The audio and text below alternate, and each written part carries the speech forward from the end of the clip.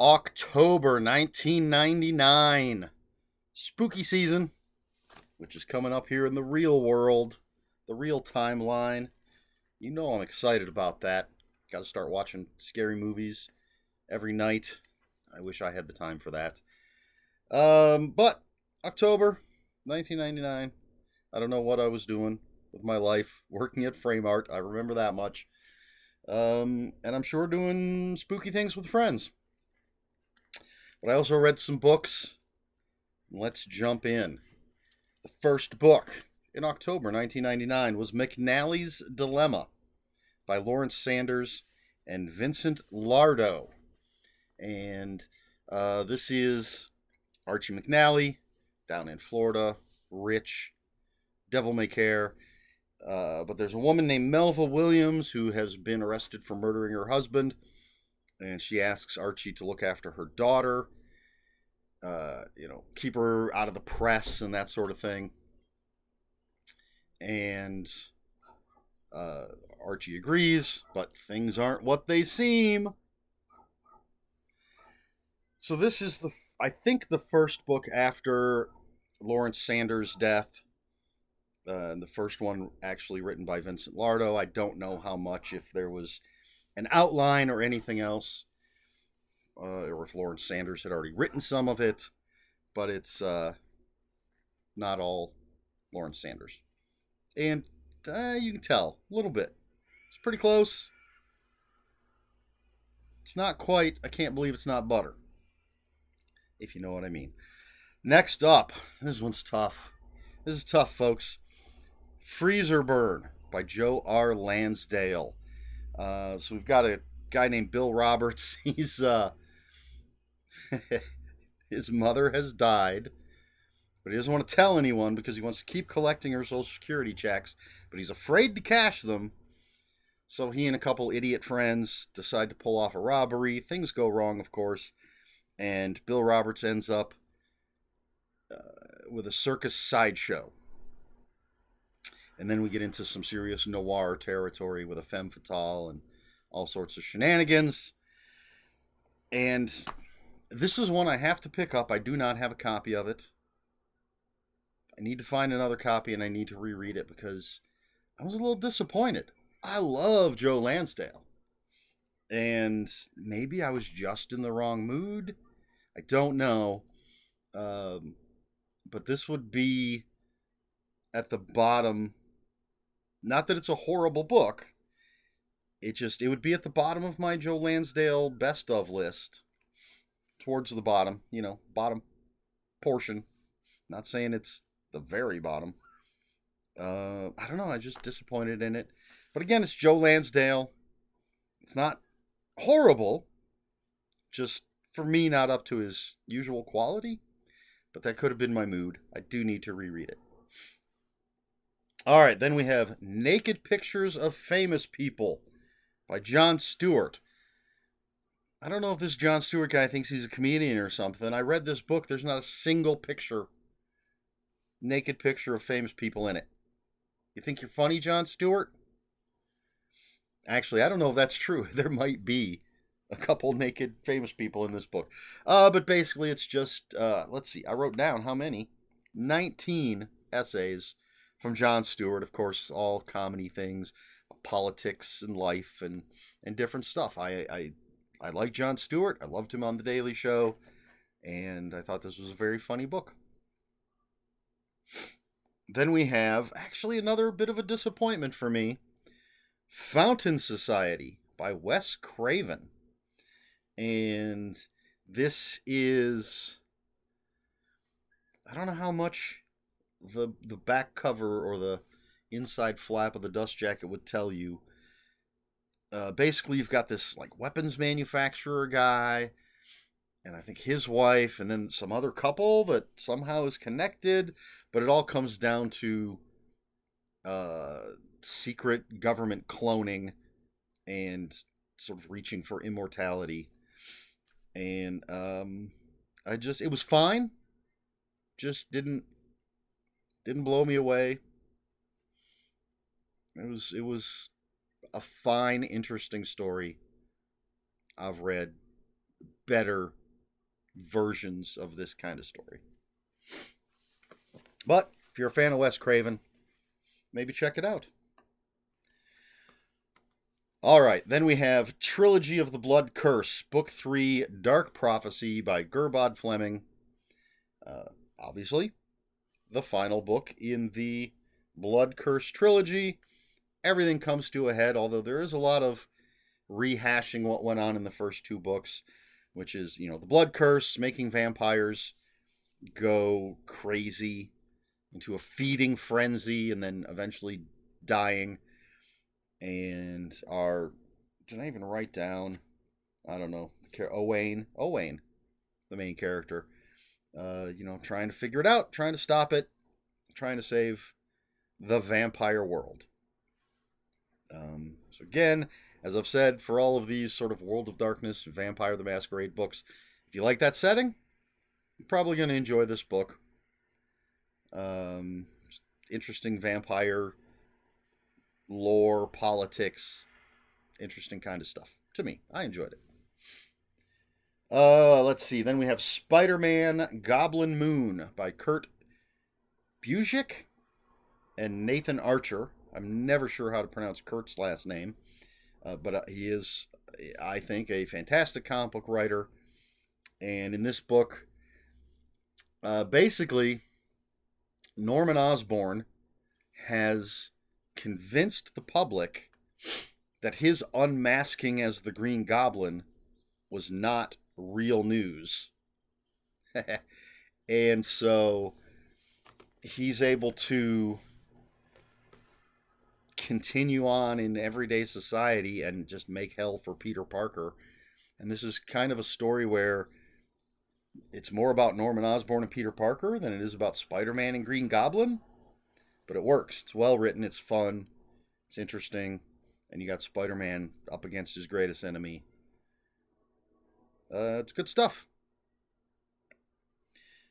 Let's move on to Touch the Devil by Jack Higgins. This is one of the books in his Liam Devlin series.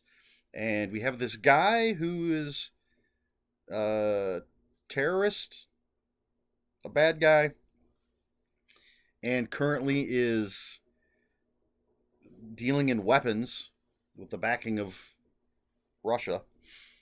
And Liam Devlin's called in to stop him from getting these weapons into the hands of terrorists. And Devlin needs help.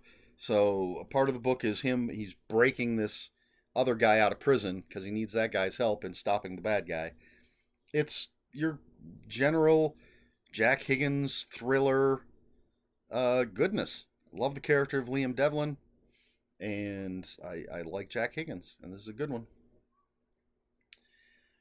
Let's follow that up with The Secret of Holm Peel by Sax Rohmer. Sax Rohmer, for those who might recognize the name, creator of Fu Manchu, a questionable character for some. I'm a fan of the Fu Manchu series. I take them as they are and the time they were written. But The Secret of Holm Peel has 8 stories of gothic horror and suspense. So it's not Fu Manchu stuff, just a short story collection. And it is, Sax Rohmer writes, they're going to read like Lovecraft or Sir Arthur Conan Doyle or Poe, any of those people from that era, even Robert E. Howard. It's that kind of writing. But they're good short stories. Then we have Buffy the Vampire Slayer, Unnatural Selection by Mel Odom. And in this, basically, there's a construction site, some weird things are dug up, and then Willow is babysitting, and the kid she's watching is swapped out for a changeling. And then let's figure out what's going on and get this baby back. I like Mel Odom as a writer, and at least the stuff I've read. And this is a fun, again, if you're a Buffy fan, it's a fun story. The penultimate book for October of 1999. Blood on the Sun by Brian Herbert and Marie Landis. This is a World of Darkness Vampire the Masquerade book.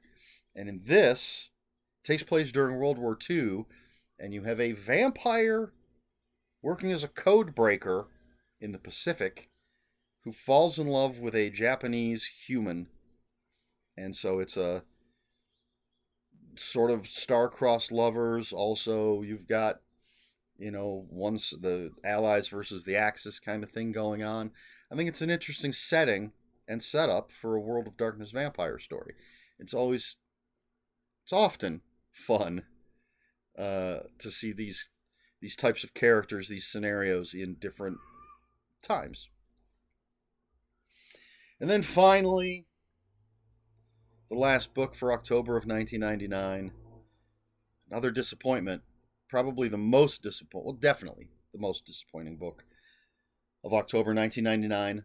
Laws of the Blood, The Hunt by Susan Sizemore. And I'm 99.9% sure this is the only book in this series that I read, because I just did not enjoy it. It is a vampire society. This would be, I suppose it would fall under urban fantasy.